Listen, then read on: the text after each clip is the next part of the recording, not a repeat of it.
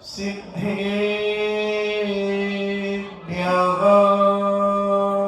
ॐ नमः सिद्धेभ्यः ॐ नमः सिद्धेभ्यः ॐ नमः सिद्धेभ्यः नमो अरिहन्ताणम्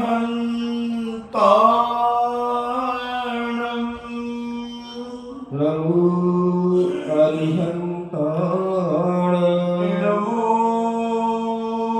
सिद्धाणम् नमो सिद्धाणां नमो आयर्याणम् नमो आयर्याणां नमो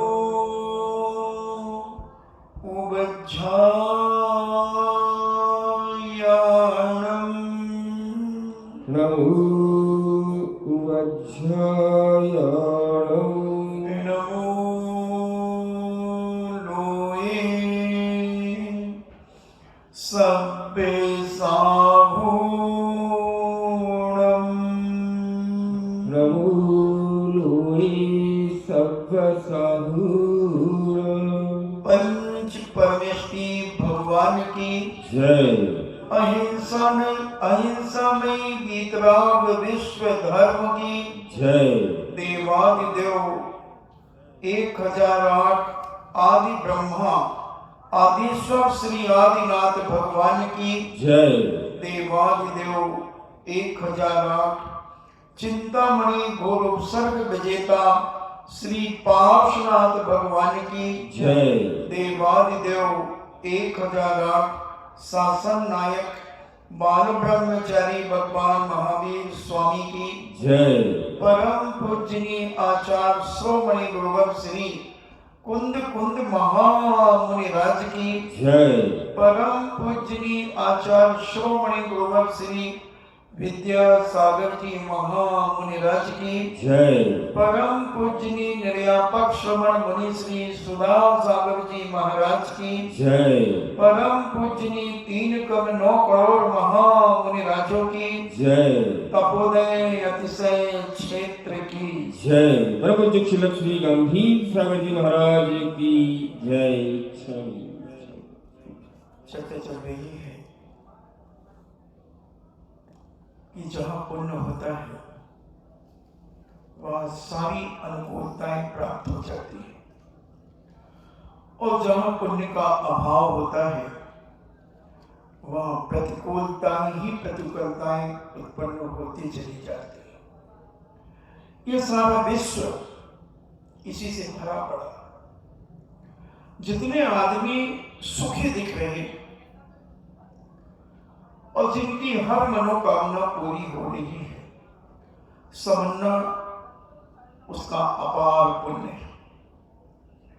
अब वह पुण्य अपना समाप्त कर रहा है या उस पुण्य को और बढ़ाने का प्रयास कर रहा है। ये सारी की सारी बातें उस व्यक्ति के ऊपर स्वयं डिपेंड करती है कि वो क्या करना चाहता है। यहीं पर अपने पुण्य को इसी भाव में खत्म करना चाहता है या अपने साथ और पुण्य ले जाना चाहता है बढ़ा करके। जैसे व्यापारी दुकान खोलता है और ग्राहक की हर इच्छा पूरी करने के लिए वो अपनी दुकान में सामान रखता है।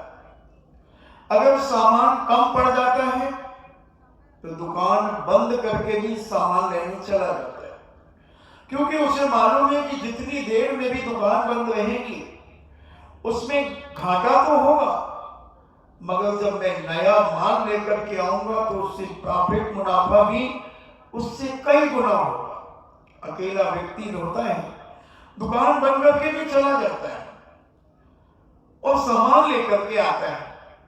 ऐसा ही धर्मात्मा सम्यक दृष्टि जीव अपनी लौकिक दुकान बंद करके परमात्मा की दुकान की ओर दौड़ता है कि परमात्मा की दुकान से जो मैं पुण्य साथी से कमा करके अपने जीवन में लाऊंगा, वही मेरी दुकान में चार चांद लगाने के कारण होंगे।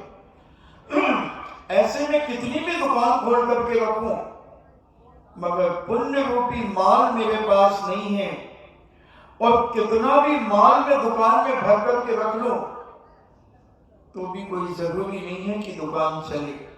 मैंने देखा है अपनी सभी आंखों से कि जिसके पास सब कुछ है, जिसकी दुकान पर ऐसी कोई चीज नहीं कि उसकी दुकान पे ना मिले जो उसकी दुकान है। जैसे मान लो कपड़े की दुकान, तो साड़ी से लेकर के पैंट शर्ट आदि सारे जो आपके कपड़ों की ड्रेसें होती हैं वो सब है, और उसी के बाजू में एक बहुत छोटी सी दुकान है, ज्यादा बड़ी नहीं है,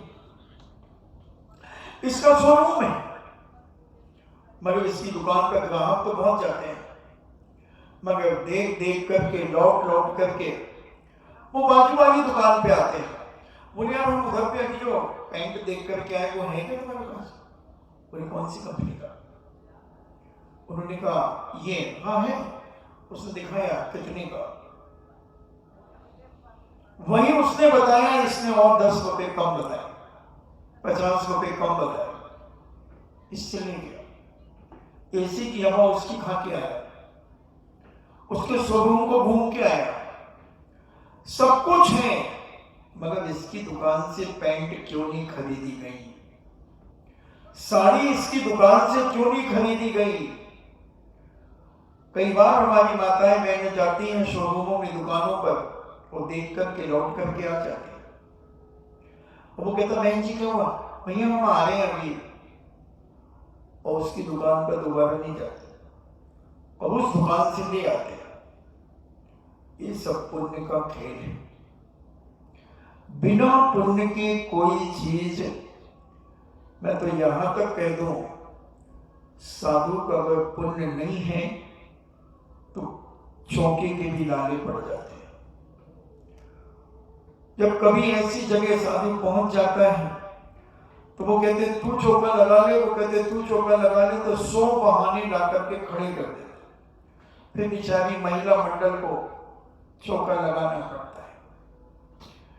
और जहां पर पुण्य साधना सब कुछ होता है, वहां चौकों के लिए कमरे नहीं मिलते, झगड़े हो जाते।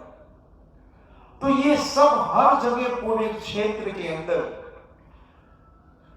बिना पुण्य के जीवन सुखमय नहीं हो सकता। साधु को भी पुण्य चाहिए, तीर्थंकर को भी पुण्य चाहिए, तभी उनका समोचरण लगा है। तीर्थंकर प्रगति जो है, नाम कर्म की 93 प्रगतियों में तीर्थंकर प्रगति नाम कर्म का जो उदय है, वो पुण्य के उदय से ही प्राप्त होती है। कितनी भी घोर तपस्या कर लो, साधु बन गए, केवल ज्ञान बराबर है, मगर समोचरण नहीं लगा, समोचरण तीर्थंकर का लगा, सामान्य केवली बैठे हैं। तो पुण्य, हर क्षेत्र में पुण्य चाहिए, और जब हमारा पुण्य बढ़ता है, अब उस पुण्य का हम क्या दुरुपयोग कर रहे हैं कि सदुपयोग कर रहे हैं। बहुत सारे लोगों के पास पुण्य है, मगर कौन अपने पुण्य का क्या उपयोग कर रहा है। कई हैं जो पाप में खर्च कर रहे हैं पुण्य को, विष्णु में खर्च कर रहे हैं पुण्य को, और कुछ लोग हैं जो अपने पुण्य को पुण्यानुबंधी पुण्य बनाने में लगे हुए हैं। इस पुण्य से और पुण्य कर रहे हैं, और पुण्य कर रहे हैं, और पुण्य कर रहे हैं, और उस पुण्य से अपार पुण्य संचय करते चले जा रहे हैं, जो उनके जीवन के साथ जाने वाला है, और उनके जीवन को सुख शांति से परिपूर्ण करने वाला है।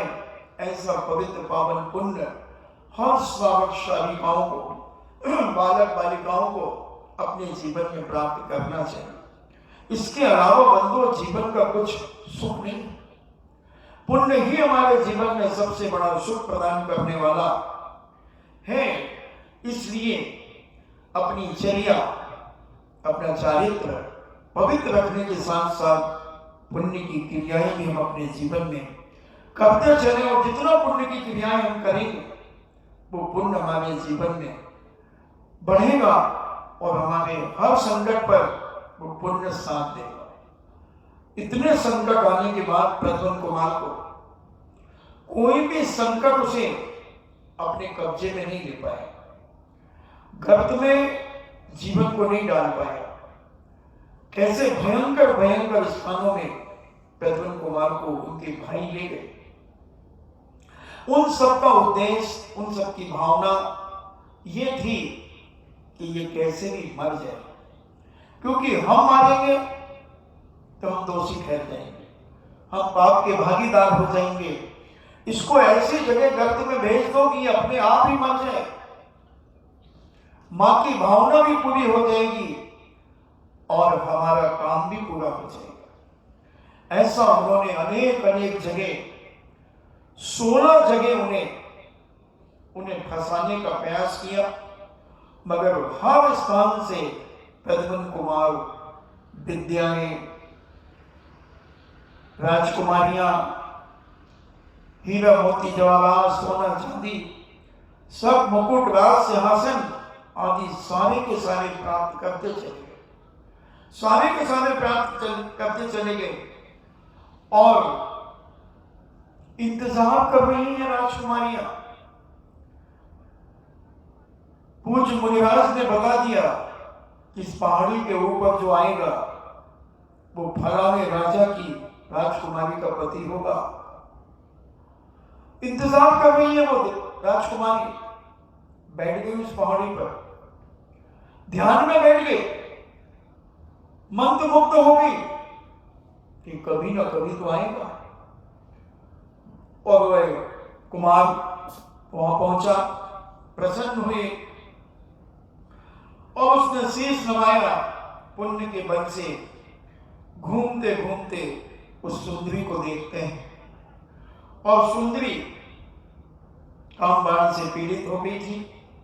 आगे अपन ने कल चर्चा सुनी और तत्काल दोनों का विधि पूर्वक पानी ग्रहण कर दिया गया। स्त्री रत्न की प्राप्ति के पश्चात कुमार ने एक अन्य लाभ भी प्राप्त किया। विवाह के पश्चात उसी रमणीक वन में संकट नामक असुर एक कुमार से आकर मिला। एक वहीं का एक असुर जाति का देव कुमार से आकर के मिलता है और उसने कुमार को नमस्कार किया और एक कामधेनु एवं बसंत के सादृश्य मनोहर व्रत भेंट किया। उसी व्रत पर बैठकर प्रद्युम्न कुमार ने अपनी प्रियावती के साथ प्रस्थान किया।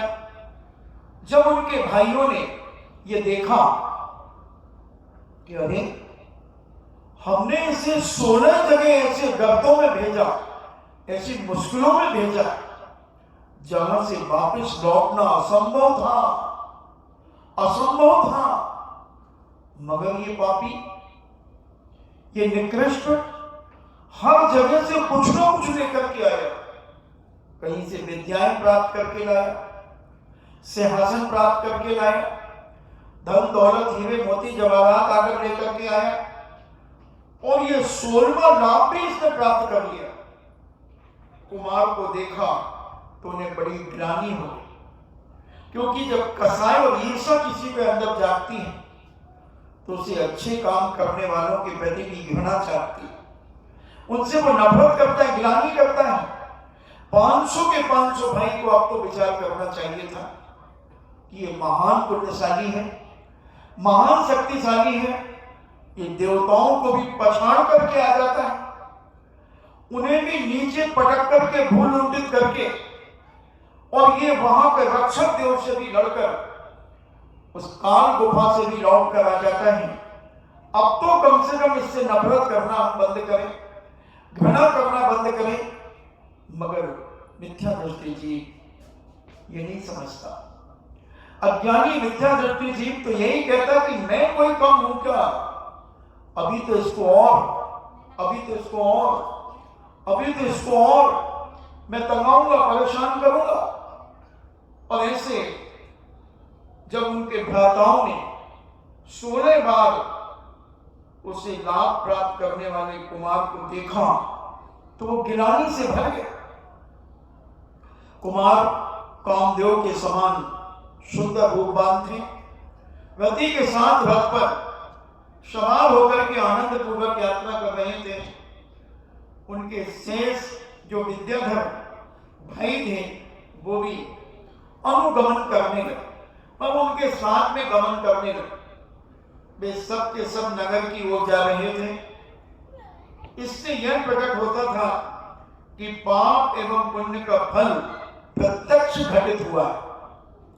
वो सारे के सारे 500 विद्याधर पैदल चल रहे थे, जमीन में चल रहे थे और प्रद्युम्न कुमार रथ के ऊपर आरूढ़ हो रहे थे। स्पष्ट दिख रहा था कि पुण्यशाली का आसन ऊंचा है और पापशाली व्यक्ति का जीवन नीचे है। चलते जा रहे थे नगर में।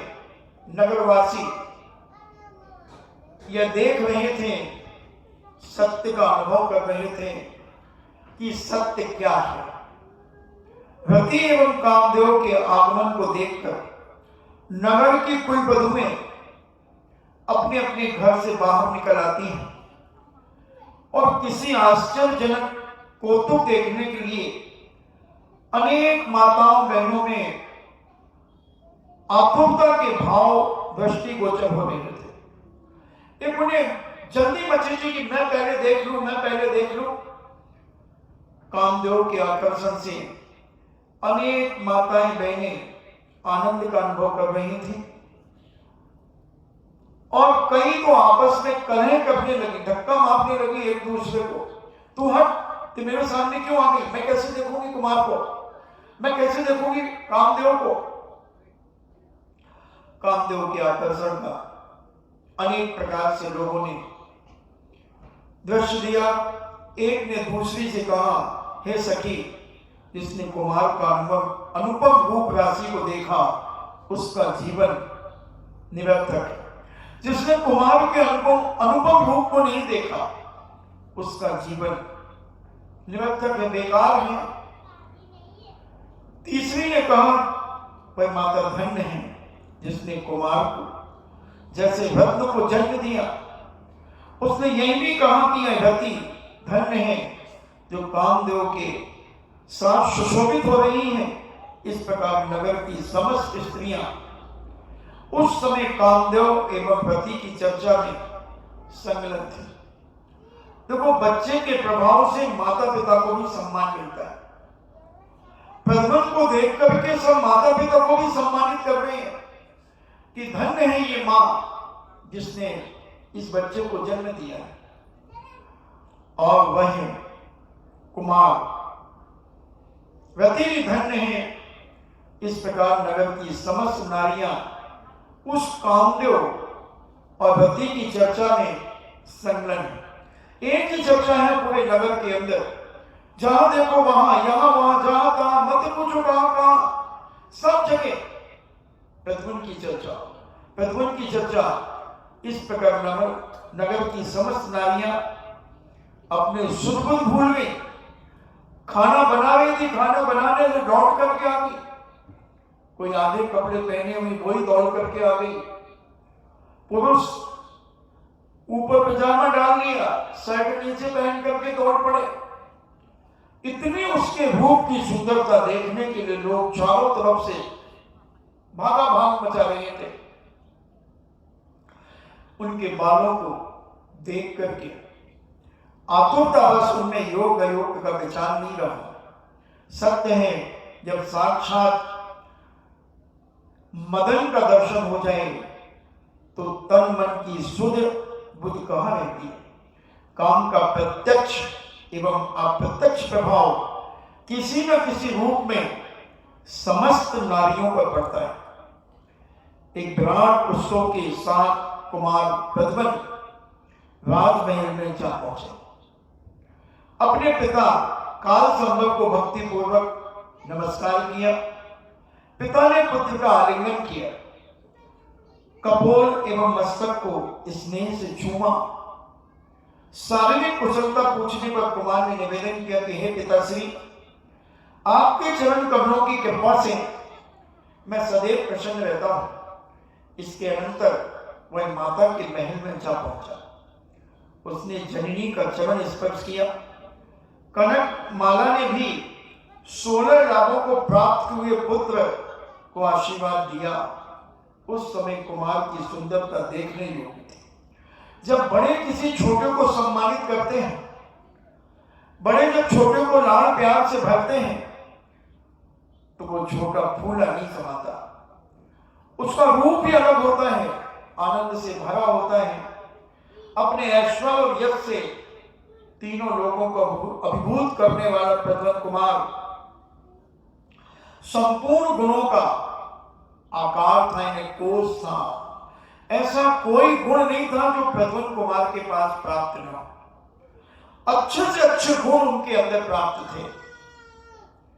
सुकोमल कपोल, विस्तृत केश, फैले हुए केश का आकर्षण, उनका विन्यास यानी बालों की आकृतियां, सुंदर आंखें, संग के समान उनका कंठ, चंद्रमा के समान उनका सौम्य रूप, मुख, सुमेरु की भांति उनकी छाती, सिंह के सदृश उनका कटी प्रदेश, हस्ती के समान मत वाली चाल एवं कुंदन यानी तपे हुए स्वर्ण के सदृश उनके शरीर का वर्ण।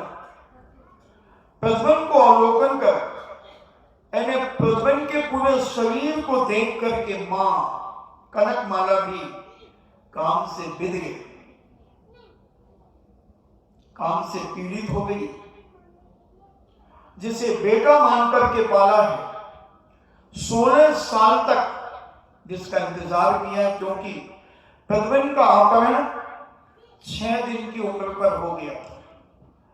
प्रद्युम्न जन्म के 6 दिन 5 दिन तक तो उनके जन्म का उत्सव मनाया गया और 6ठे दिन पूर्व जन्म का बैरी हेमव्रत का जीव उसका हरण करके ले गया। अपन ने बहुत 25 दिन पहले बहुत विस्तार से इसकी चर्चा सुन रहे हैं। और वह प्रद्युम्न कुमार को देखकर काम से पीड़ित हो गई। उसका मुख ऐसे मुरझा गया जैसे पाला पड़ने पर कमल मुरझा जाता है। उसके विरह में उसकी देह तप्त होने लगी। उसने विचार किया कि यह मेरा जीवन, मेरा रूप, मेरी कांति, मेरे गुण तभी सार्थक होंगे जब मैं कुमार से प्रेम आलिंगन करूं।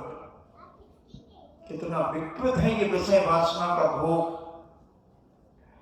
अभी कहा मां और पुत्र की बात चल रही थी, जिसे जन्म से 6 दिन के बच्चों को जिसने पाला हो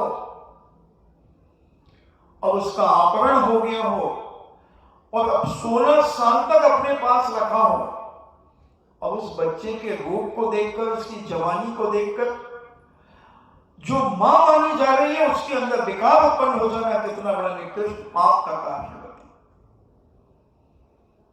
ये काम विकार ऐसे ही है।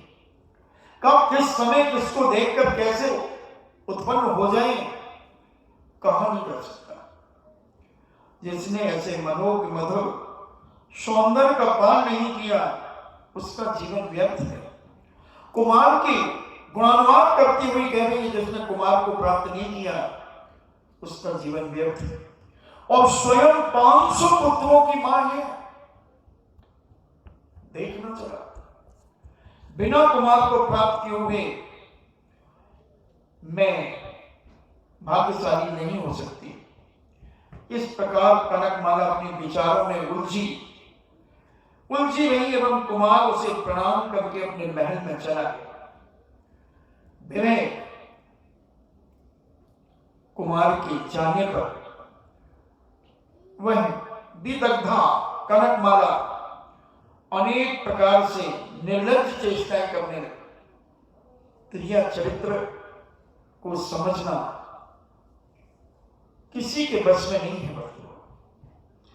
क्रिया किस समय कौन सी क्रिया खड़ी कर दे, किस प्रकार से वो तुम्हें लज्जित और बदनाम कर दे, कुछ कहा नहीं जा सकता।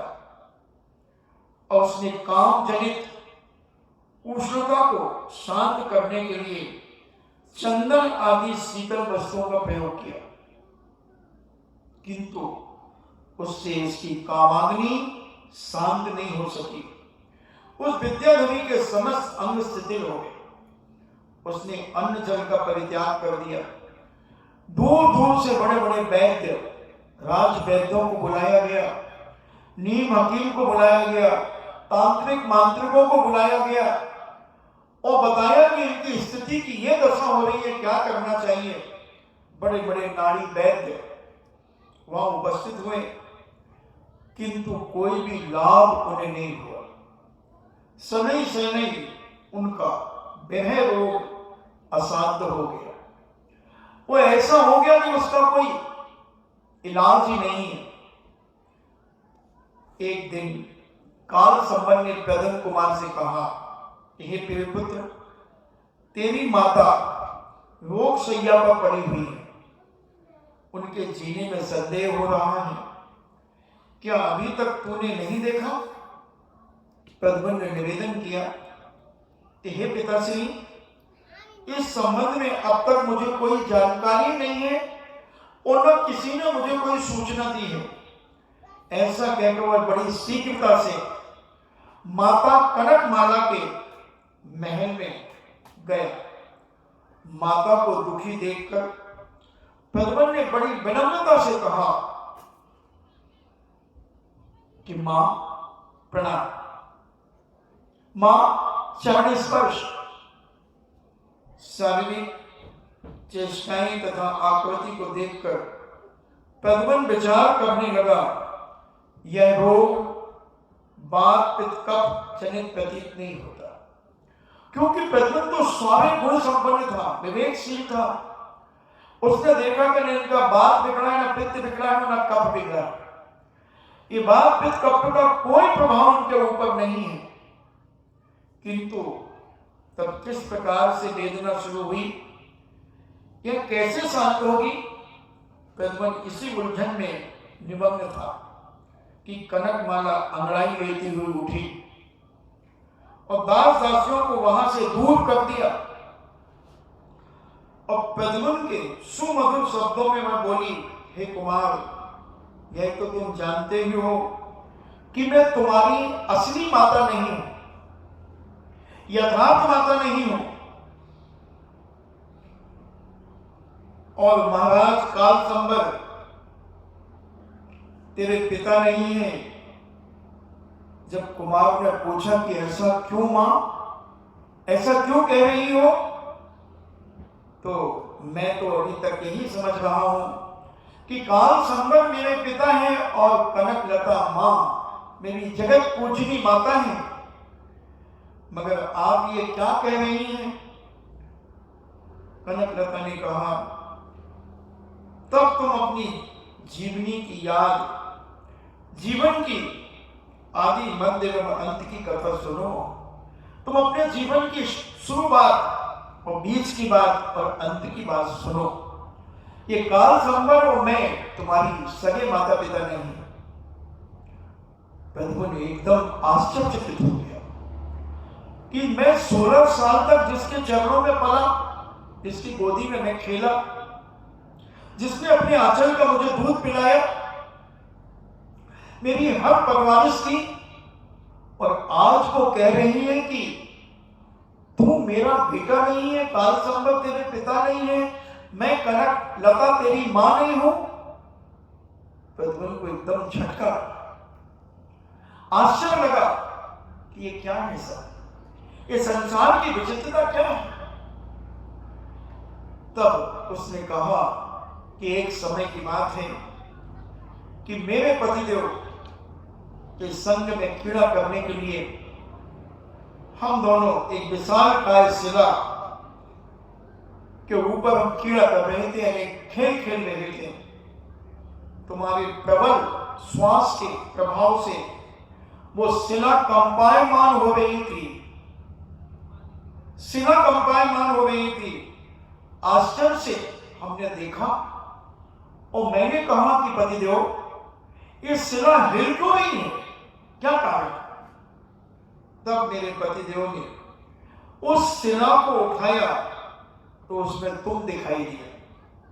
मैंने तत्काल तुम्हें उठा लिया तथा मन में निश्चय किया कि युवक होने पर तुम्हें अपना आधीश्वर बनाऊंगा। देखो झूठी बेईमान को, कितना छल कपट। मैं तुम्हें अपना आधीश्वर बनाऊंगी, यह सोचकर तुम्हें घर ले आई तथा बड़े स्नेह से तुम्हारा लालन पालन किया। अब तुम काम कीड़ा के योग हो चुके हो, अतः मेरे संग आनंद उपभोग करो। यदि ऐसा करने में तुम्हें संकोच होता है, लज्जा आती है, तो मेरी मृत्यु अवश्यम भावी है, इसमें दूर दूर तक कोई शंका उत्पन्न ना करें। नारी हत्या का पाप भी तुम्हें लगेगा। पालनकर्ता माता के ऐसे कुत्सित वाक्यों को सुनकर के प्रद्युम्न को हार्दिक संताप हुआ, यानी हार्दिक वेदना हुई। उसने कहा, हे माता, ऐसे लोग विविध वचन तुम्हारे मुख से कैसे निकल पड़े? कुमार्ग की ओर प्रभावित होने वाले मन का समन करना चाहिए। ऐसा कहकर प्रद्युम्न महल से बाहर निकला। तब उसने बनी की ओर प्रस्थान किया। बनी के एक मंदिर में अवधि ज्ञानी जैन दिगंबर मुनिराज, जो संघ के नायक थे, वो विद्यमान थे। आचार्य महाराज से उसने निवेदन किया। उनका नाम था वर सागर। प्रद्युम्न कुमार ने उनके दर्शन किए तथा बड़ी भक्ति पूर्वक उन्हें नमस्कार किया और कहा, हे भगवान, माता काम से आकुल होकर मेरे ऊपर क्यों आसक्त हुई है?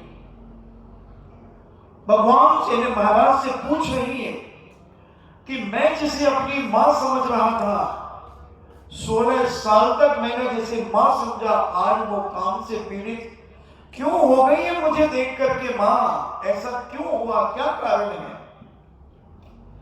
बिना कर्म के कोई भी कार्य नहीं होता बंधुओं जीवन में, चाहे वो कार्य अच्छा हो और चाहे बुरा हो। अब पूज्य मुनिवर बताएंगे कि ये तुझे देखकर वासना से क्यों भर रही है। हे बस, संसार की समस्त चेष्टाएं बिना कार्य कारण संबंध के नहीं होती है। कोई ना कोई कारण, बिना कारण के कोई कार्य नहीं होता है। ऐसा स्नेह तथा बैर पूर्व जन्म के संबंध से ही चला आ रहा है। ध्यान से सुनो। चंद्र प्रभा का आवरण किया था, उसने दीक्षा लेकर उत्कृष्ट तप किया तथा 16वें स्वर्ग में वह उत्पन्न हुई चंद्र प्रभा। वहां 22 सागर पर्यंत उसने सुख भोगे और इस समय वो काल संबर की रानी कनकलता हुई है। जिस चंद्र प्रभा का उसने आवरण किया था राजा मधु ने, हेमव्रत की पत्नी राजा चंद्र प्रभा, वो मरकर के कनकलता हुई। कितने भाव बीच में निकल गए। तथा तू स्वयंभू अपने भाई कैटव के साथ चिरकाल तक सुख भोग कर द्वारका में यदुवंश तिलक नारायण श्री कृष्ण का पुत्र हुआ। एक दिन तू अपनी माता रुक्मणी के साथ निद्रा मग्न था, तब पूर्व जन्म के शत्रु दैत्य ने तुम्हें ले जाकर तक्षक पर्वत की शिला के नीचे दबा दिया था। संयोग से काल संभव तथा उसकी रानी कनकलता ने वहां पहुंच करके तुम्हें निकाला, अपने घर ले गए तथा पालन पोषण किया। कनकमाला इस समय पूर्व जन्म के संबंध से ही काम से पीड़ित हो रही। पूर्व जन्म के काम विकार के कारण वह पीड़ित हुई। वह तुम्हें 2 विद्याएं प्रदान करना चाहती। तुम्हें उससे क्षण पूर्वक उन विद्याओं को ले लेना चाहिए। प्रद्युम्न ने प्रसन्नता के साथ पूज्य आचार्य श्री को निवेदन किया, मैं आपके परामर्श का अक्षर से पालन करूंगा, किंतु मेरी एक अन्य शंका है गुरुजी। वह यह है कि बाल्यावस्था में ही मेरी माता रुक्मणी से जो मेरा वियोग हुआ, वह मेरे पाप के उदय से या माता के पाप के उदय से हुआ, यह भी मुझे बताइए कि मेरा जो अपहरण हुआ है वो मेरी मां के पाप के कारण से हुआ है या मेरे पाप के कारण से हुआ है। यह पूज्य गुरुदेव आप मुझे बताने में सक्षम हैं और आप इसे बताइए। कारण के पूर्व संचित पुण्य पाप से ही सुख दुख मिलते हैं। संसारी प्राणी हो चाहे साधु संत भी संसारी हैं, उनके जीवन में भी पुण्य पाप का तबला बजता है। इस संबंध में संपूर्ण बात आप मुझे सुनाइए। तब पूज्य बलसागर महाराज ने बड़े भावों के साथ उससे कहा, हे वत्स, इसे ध्यान देकर के सुन। जम्बू द्वीप के सुविख्यात भरत क्षेत्र में मगध नाम का संपन्न एवं उत्तम देश है।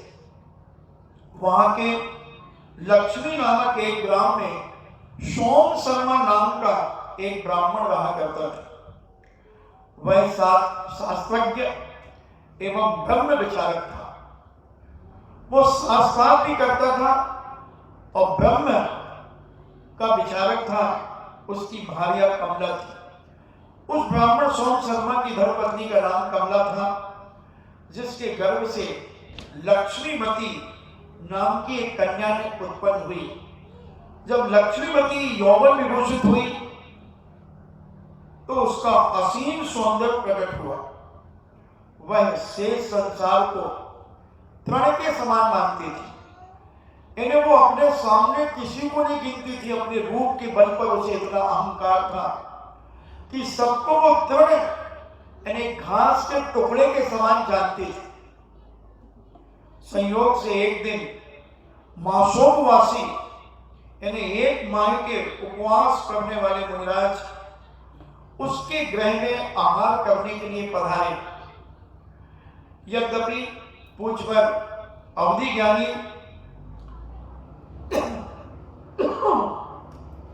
काम विजेता तथा रत्नत्व से विभूषित थे,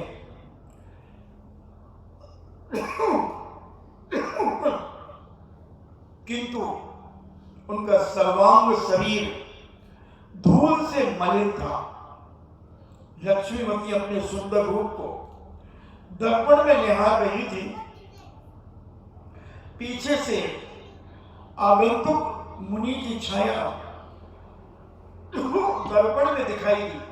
यानी ये नारद की बात कर रहे हैं, वो महाराज बता रहे हैं इसको प्रद्युम्न को कि जब रुक्मणी अपने दर्पण में अपने रूप को निहार रही थी तो पीछे से नारद आए थे। जो शरीर उनका मैला कुचैला था, तो ये अपने रूप के अहंकार में इतनी पागल थी कि इसने उनका कोई सम्मान आदि नहीं किया था। उस कारण से इसने महान पाप का संचय किया। लक्ष्मीमती पीछे से आकर तो उस छाया दर्पण में जो दिखाई दी, उस प्रतिबिंब को निकट ही नारद की स्थिति को जानकर उसे बड़ा अभिमान हुआ। उसने कहा कि मेरा इतना सुंदर रूप है, इतना मनोज्ञ स्वरूप है, और कहां से ये निंदनीय स्वरूप मेरे सामने प्रकट हो गया और घोर निंदा की। इस पापोदय से वह कुष्ठ रोग से पीड़ित हो गई। काल स्वरूप उसे असीमी वेदना हुई।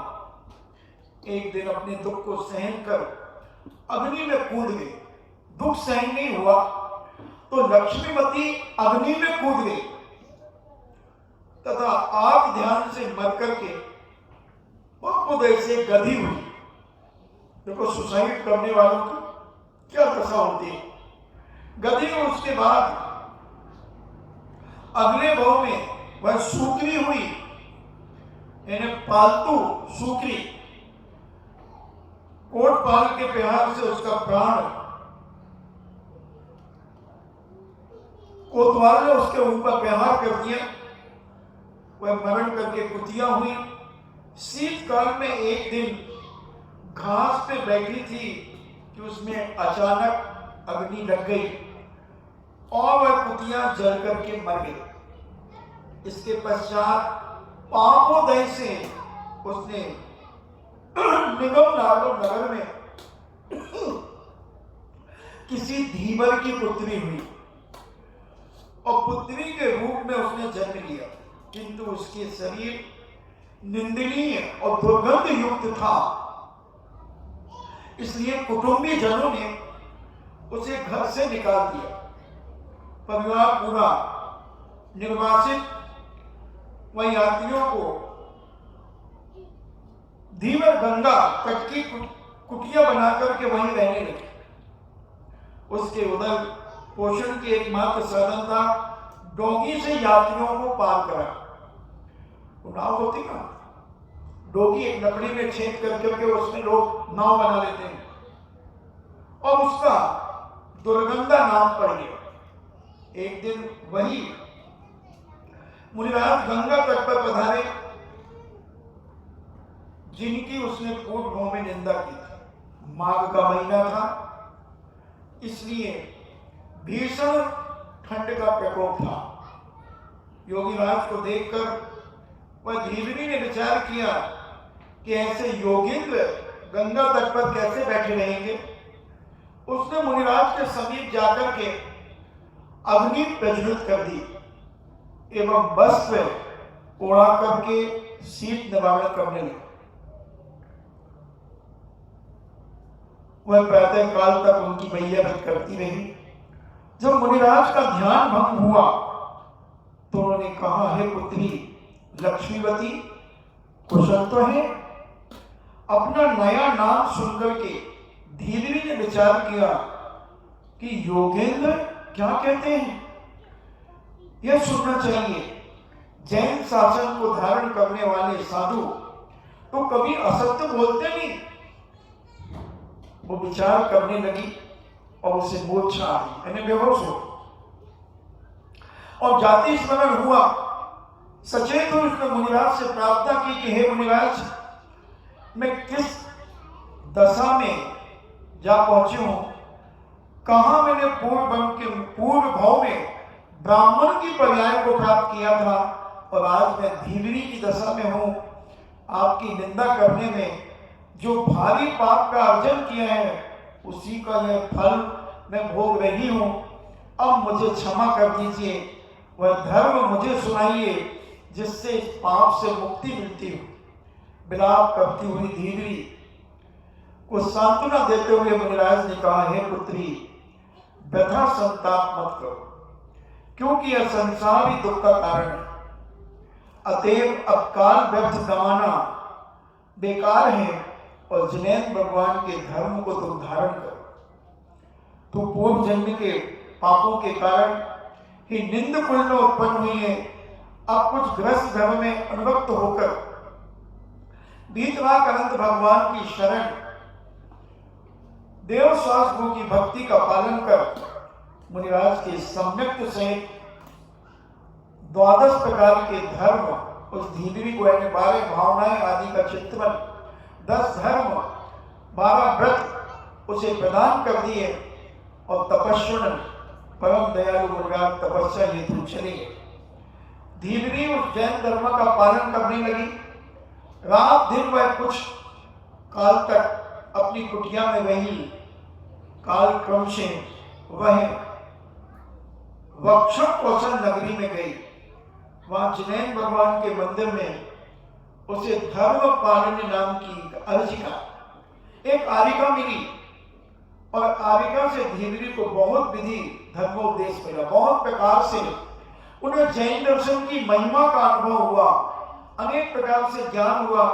अब तो वह धर्म ध्यान में पूर्ण रूपेण तन्मय हो गई। एक दिन वह धीवरी अर्जिका जी के साथ राजमहल नगर गई। उसने जिन मंदिर में जाकर प्रणाम किया, नगर के बाहर ही गोपुर था। अर्जिका तो गोपुर की गुफा में प्रवेश कर गई और ध्यानस्थ हो गई, एवं धीवरी गुफा के बाहर ही धर्म ध्यान करने लगी। देवयोग से रात्रि में एक महाभयानक व्याघ्र वहां आया और उसने धीवरी का भक्षण कर लिया। जिस धर्म के प्रभाव से ध्यान योग से तेरी मृत्यु हुई, उस समय तू व्रतों का पालन कर रही थी और तूने अपने देह को त्याग किया और 16वें स्वर्ग में जाकर के उत्पन्न हुई।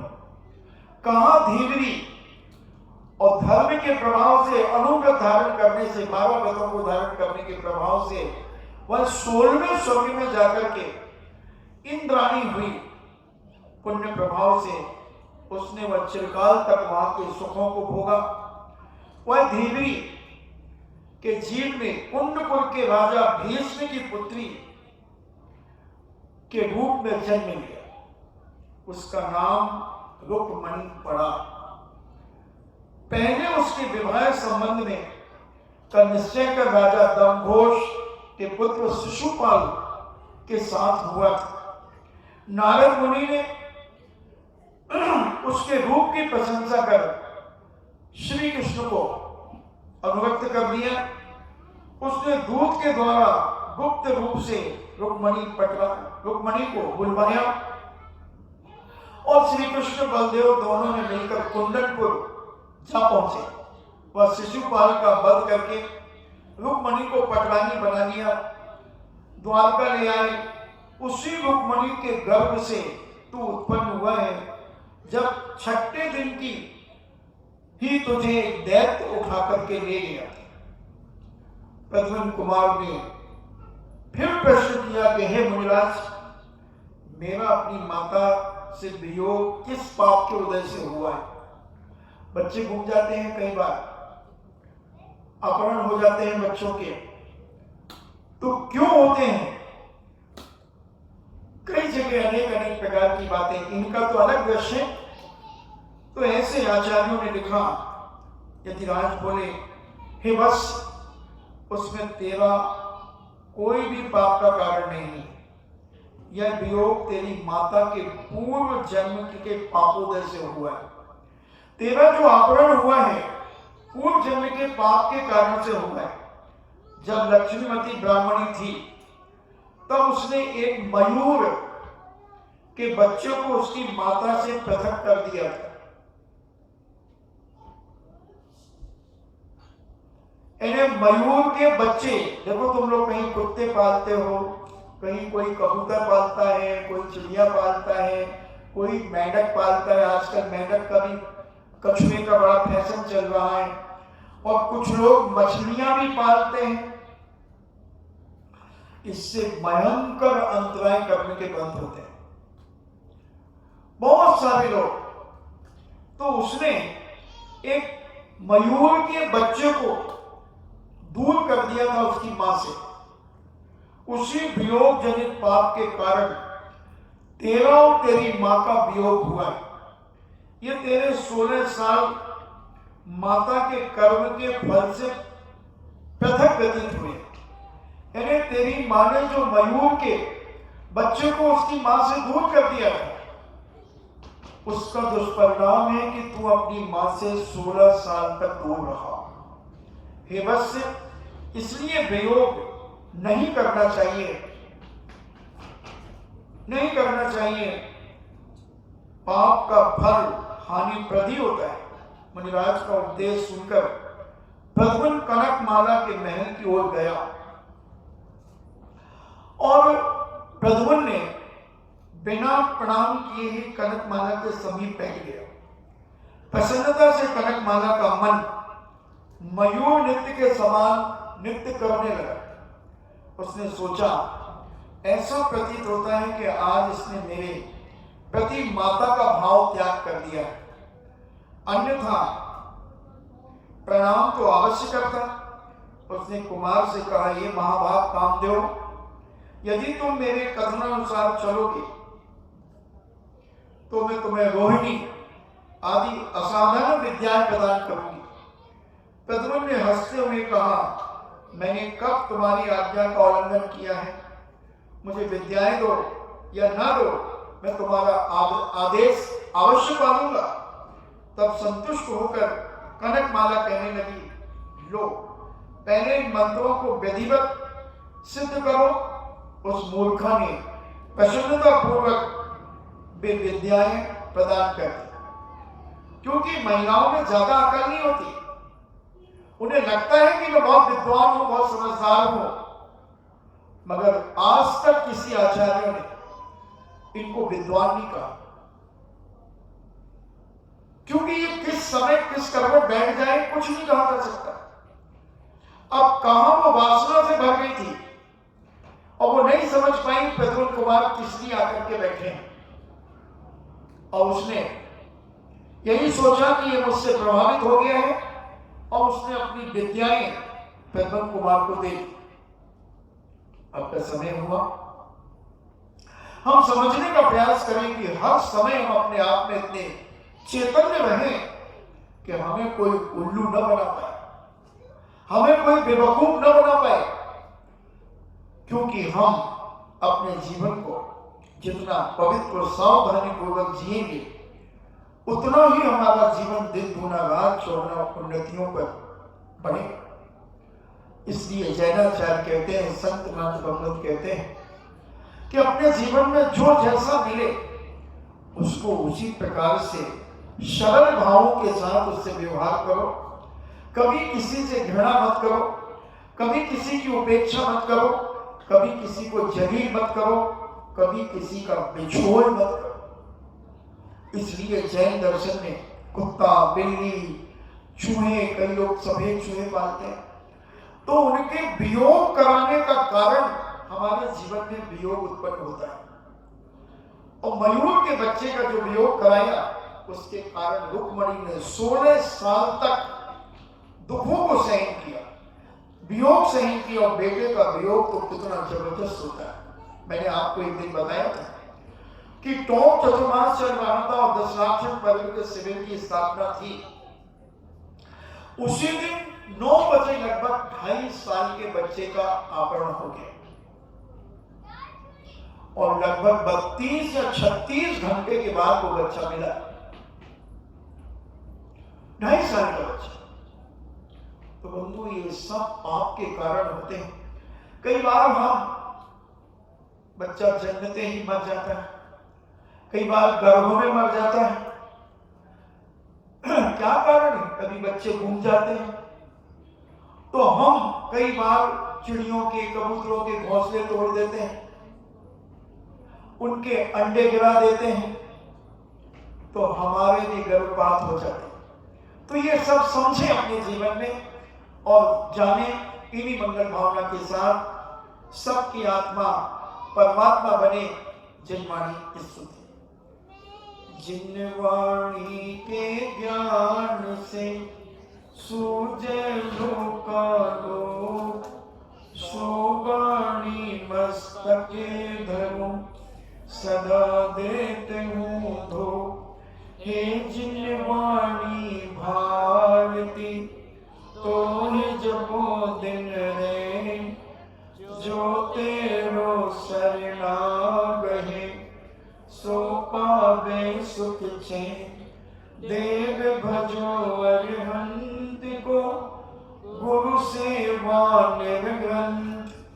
दया धर्म पालो सदा, यही मोक्ष का पंथ। नमोगा।